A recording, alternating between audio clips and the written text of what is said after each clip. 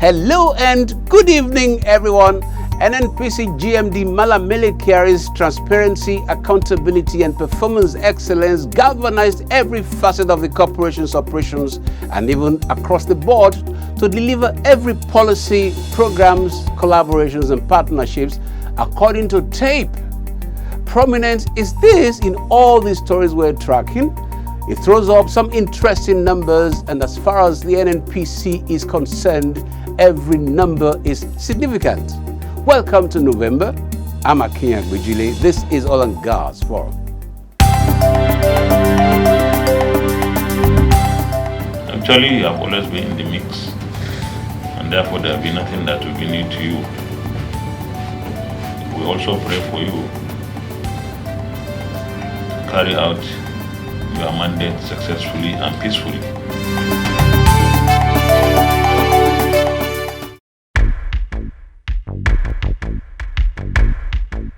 Being part of the competition helped me see myself in a different light. I'm now bolder, able to take more risks. Like I think, okay, if you go for something, you can actually get it. So it helped me, my confidence, believe in hard work. Then it helped me and my family financially because we were given some money at the competition and we were given some form of scholarship through school. So it made things a lot easier for my family. And he also saw me through, helped me buy my books and take care of some of my medical school expenses. NNPC, we touch your lives in many positive ways.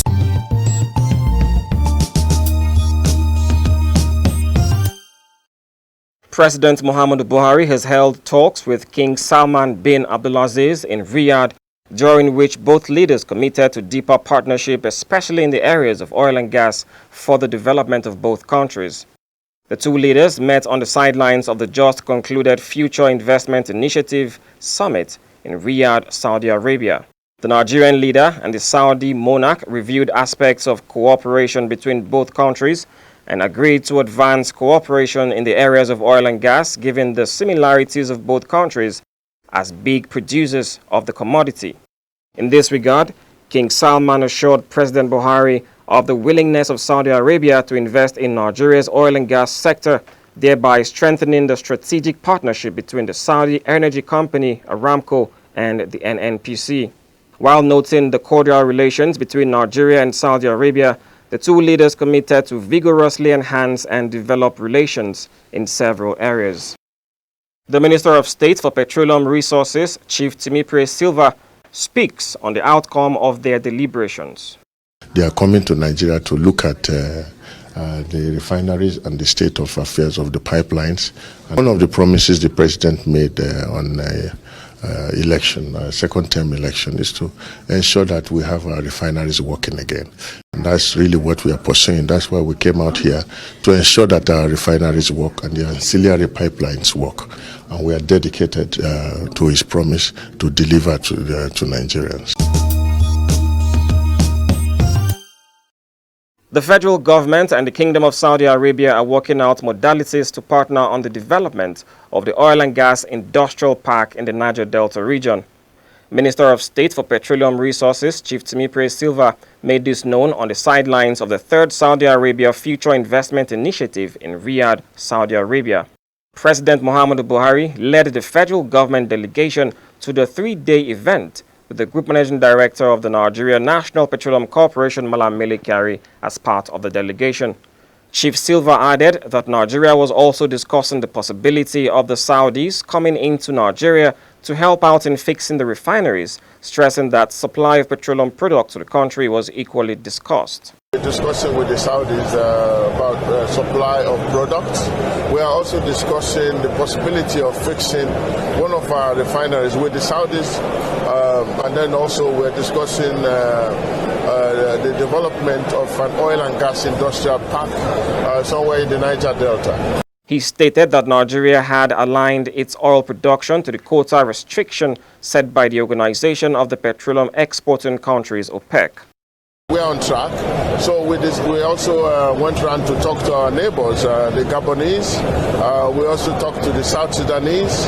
And of course, Angola was complying, but we needed to also create that relationship with our neighbors. On the leadership of Saudi Arabia and OPEC, the Nigeria State Oil Minister has this to say. I spoke to Prince Abdulaziz. He assured me that they are very ready to even cut deeper. As part of measures towards safeguarding both human and material assets of the corporation, the Nigerian National Petroleum Corporation (NNPC) and the National Institute for Security Studies (NISS) have stepped up interagency collaboration to contain the spate of insecurity of lives and property in the course of the national oil company's operations. The Group Managing Director of the NNPC, Malam Kyari, while receiving the delegation from the NISS in Abuja, said that security of workers and capital-intensive equipment in the oil and gas industry were critical areas of priority that would always attract the corporation's management attention. Malam Kyari, who noted with dismay the frequent attacks on the nation's oil and gas facilities, said the corporation was open to any form of collaboration from recognized reputable organizations to address the security challenge. I think what we can do is to restructure the training plan or the training possibilities to include short courses targeted at the oil and gas industry and targeted at a specific category of employees. For instance, all the high-level management staff should now have some sense of security training that represents their level of engagement in the organization. They don't need to know everything, but they do need to know certain things about how the security architecture works, how do they apply to the oil and gas. The NNPC's helmsman stated that the corporation remained exposed. Nonetheless, its custodian of critical national assets, even as he challenged NISS to think out of the box in restructuring its training programs to accommodate short courses tailored to industry needs to encourage staff across all categories to undertake. Earlier in his address, the Institute's commandant and leader of delegation, Mr. Ayodele Adeleke, congratulated the GMD on his appointment, stating that his group was at the NNPC towers to seek a mutually beneficial partnership in area of security of the nation's oil assets. We are happy that NNPC also believe in us, that we can contribute to a body of knowledge. Security is not peculiar to security alone, it's a collective responsibility.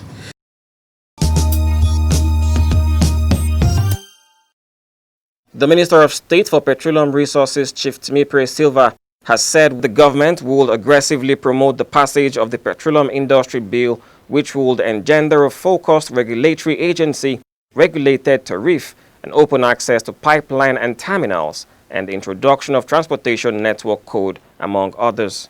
Chief Silva said in Lagos that the rehabilitation of Port Harcourt refinery was ongoing. The minister made this assertion at the just concluded 13th Oil Trading and Logistics Africa Downstream Week. He added that the nation's refineries had a combined installed capacity of 445,000 barrels per day. Chief Silva stated that the refurbishment of the existing refineries to achieve full capacity operations shall be fast-tracked. He said working with the private sector to aggressively increase domestic refinery capacity will be paramount.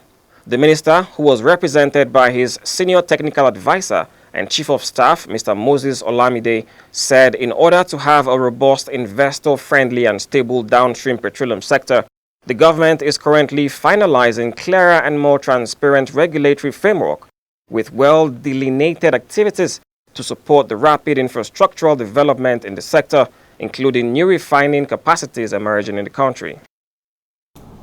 In order to have a robust, investor-friendly and stable downstream petroleum sector, the government is currently finalizing clearer and more transparent regulatory framework with well-delineated activities to support the rapid infrastructural development in the sector, including the new refinery capacity emerging in the country.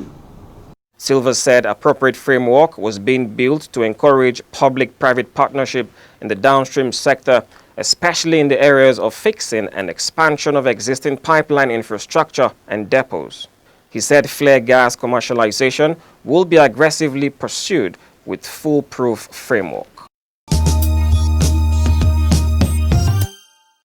The Nigerian National Petroleum Corporation (NNPC) has reiterated its commitment to entrench downstream competitiveness using innovation and information technology. The Chief Operating Officer downstream, Mr. Adeyemi Adetunji, made this assertion while declaring open the just concluded 13th Oil Trading and Logistics Expo that took place in Lagos. Adetunji, who was represented by the Managing Director, Petroleum Products Marketing Company (PPMC), Mr. Balawunti, stated that emerging market trends towards a digitized and automated world necessitate a rapid shift in focus for all downstream players. You know, over the years, NNPC has always been an enabler.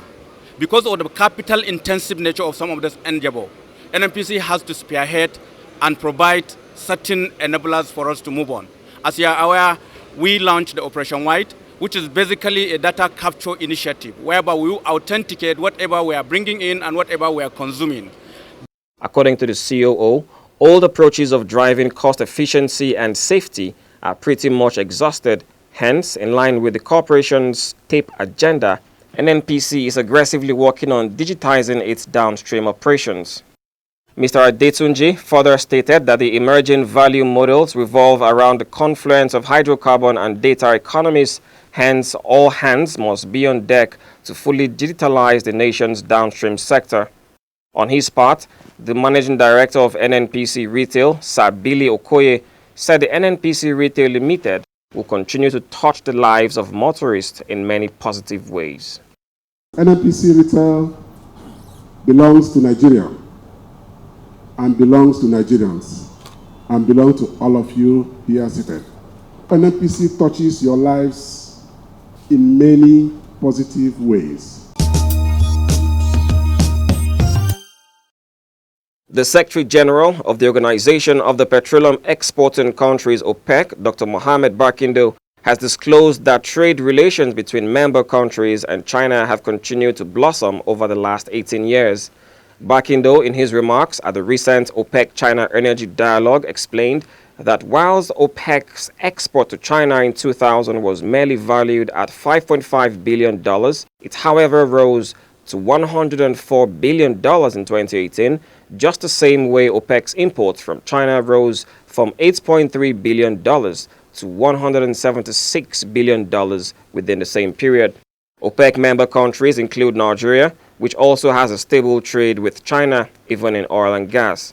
He said while China accounted for 18% of global gross domestic product GDP in 2017, this was however projected to rise by a whopping 6 percentage points to reach 24% by 2040. Dr. Barkindo also said the world oil demand was expected to rise from 97.2 million barrels per day in 2017 to 111.7 million barrels per day in 2040, with China accounting for nearly 30% of that growth. China's demand for oil, he noted, was equally expected to rise from 12.3 million barrels per day in 2017 to 17.4 million barrels per day in 2040, or by 5.1 million barrels per day. He stated that the share of renewables and nuclear energy in China's energy pie will also rise dramatically in that time, with nuclear energy going from 1.5% in 2015 to 7.4% in 2040, and other renewables, including solar and wind, up from 1.6 to 6.4%. Natural gas use, he added, will also more than double to 11.3%.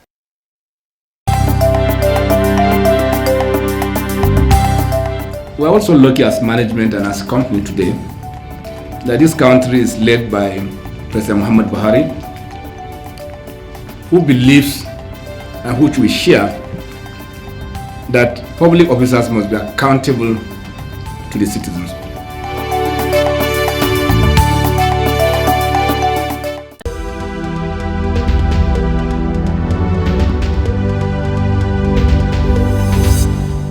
Hello, glad to have you join us on the feedback segment of the program. My name is Julia Auta. Scooping of fuel from falling petroleum product tankers and vandalized pipelines have become regular occurrence in so many communities and towns, despite the dangers associated with the acts. On today's edition, our roving camera brings to the front burner some of the dangers of scooping fuel from falling petroleum tankers and damaged pipelines. There is no need to go and scoop for fuel once a tanker falls. Secondly, that oil you scoop from the ground is already polluted and very dangerous to whatever you use. If you put it inside vehicle, it can knock the engine. Look at what happened in Anambra.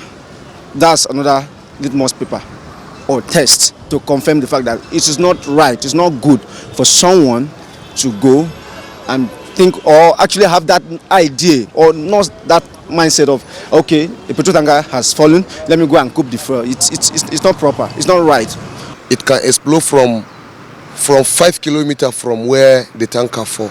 A fire can go for 5 kilometers. Yeah.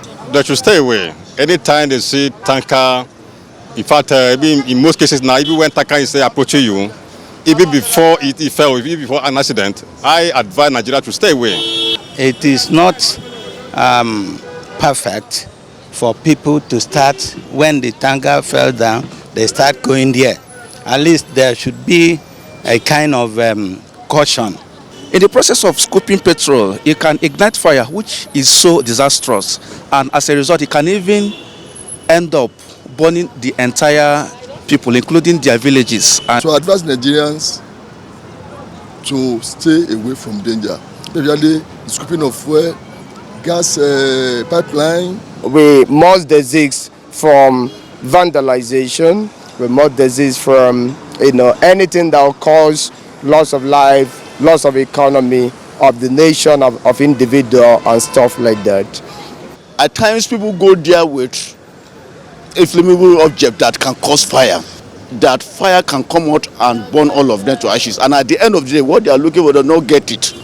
Petrol, as the name implies, is a very volatile hydrocarbon, which is also very dangerous to human health. If you inhale it, it makes you becomes dizzy. You feel headache. Sometimes it impairs the vision. You don't see very well. If a tanker falls, there are a likelihood of, because the driver, the motorboy, all those people might be around there. So by condoling the area and attending the first aid, you at least render some help and assistance to them. The act of scooping of fuel from falling petroleum tankers and vandalized pipelines are very dangerous actions that could lead to death and destructions of lives and property. Petroleum products are highly inflammable, and you are advised to stay away from scooping petroleum products from falling tankers and ruptured pipelines. A word is enough for the wise. And that's it on this segment. Please stay with us for more on the program. They really touched my life in many positive ways. They gave me that hope.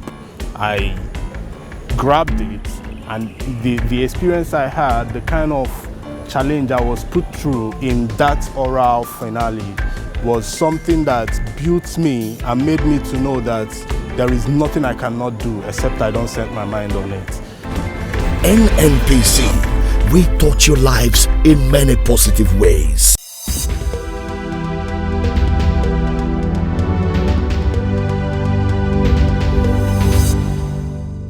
Hello, good to have you join us again on yet another informative segment of the program. My name is Faith Ayuba. Did you know that the Nigeria National Oil Company, NNOC, in April 1st, 1977, was renamed the Nigeria National Petroleum Corporation, NNPC, through Decree 33? Did you know that the chairman of the NNPC board at inception was the Federal Commissioner for Petroleum? Did you know that it was a position occupied by President Muhammadu Buhari at the time? Did you also know that on 1st July 1979, NNPC's holdings in the Nigerian businesses of ELF, Ajib, Gulf, now Chevron, Mobil, Texaco and Pan Ocean were all raised to 60%, while that of Shell was raised to 80% on 1st August 1979? Now you know. Please stay tuned. Crude Oil Outlook is next.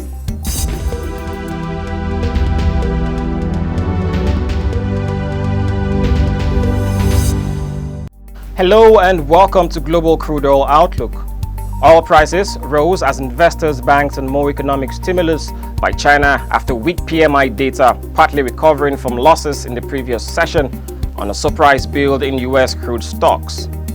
Brent crude futures were up 24 cents or 0.4% at $60.85 per barrel, having fallen earlier in the previous session. U.S. West Texas Intermediate WTI crude futures were up by 10 cents or 0.2% at $55.16 per barrel. They ended 0.9% lower than the previous session. Factory activities in China shrank for a 6th straight month in October, while growth in China's services sector activity slowed to the lowest since February 2016 official data showed. The U.S. Federal Reserve cut interest rates for a third time this year, with the Fed's stance vouching for the durability of an economic expansion that is now the longest on record. Rate cuts can often be bullish for oil prices because a stronger economy typically implies higher demand for crude. Still, prices are likely to be capped until inventories start to show sustained declines.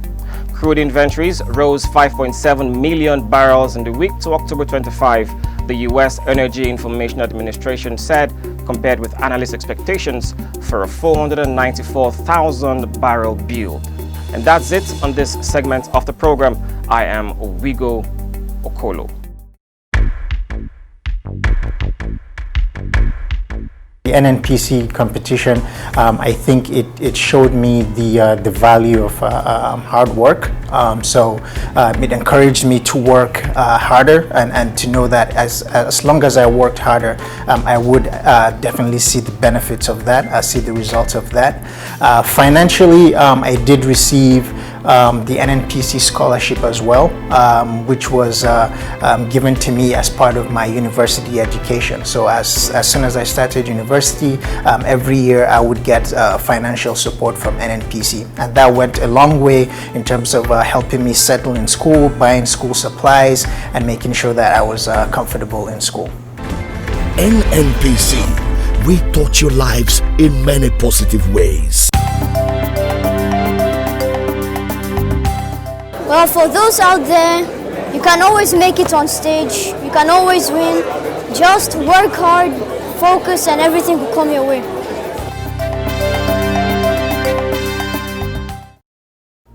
That's our package on Oil and Gas Forum for this edition.